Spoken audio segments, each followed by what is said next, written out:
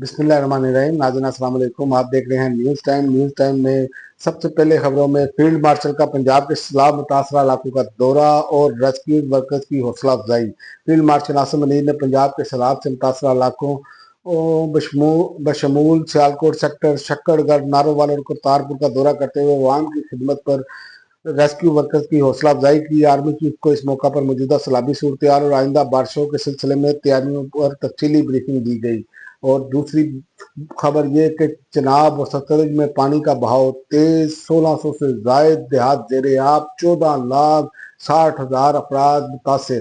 پنجاب کے دریاؤں کی جو صورتحال ہے، راوی کے بہاؤ میں کمی اور چناب میں تیزی آ چکی ہے. پی ڈی ایم اے کے مطابق چناب اور ستلج میں شدید طغیانی سے 14,60,000 سے زائد افراد متاثر ہوئے اور 1692 مداجات زیر آب آ چکے ہیں. اب تک 2,65,000 سے زائد افراد کو محفوظ مقامات پر منتقل کیا گیا ہے.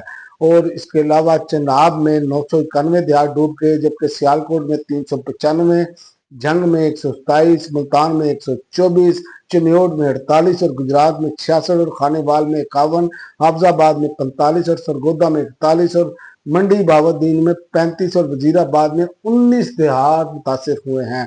اور دوسری جانب مشرقی دریاؤں میں شدید سیلاب کے باعث دریائے سندھ میں بھی شدید سیلابی صورتحال کا خدشہ بڑھ گیا ہے.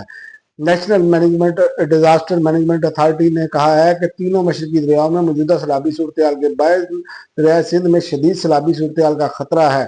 این ڈی ایم اے نے بتایا کہ 3 سے 4 ستمبر کے دوران 9 لاکھ سے 9,50,000 کیوسیک تک کے ریلے جو ہے وہ گزریں گے. ممکنہ نقصانات کے خطرے کے پیش نظر بند توڑنے کے بہاؤ کا رخ بدلنے کی صورت میں 8,25,000 سے 9 لاکھ کیوسیک کے ریلوں کا امکان ہے. اور اس کے علاوہ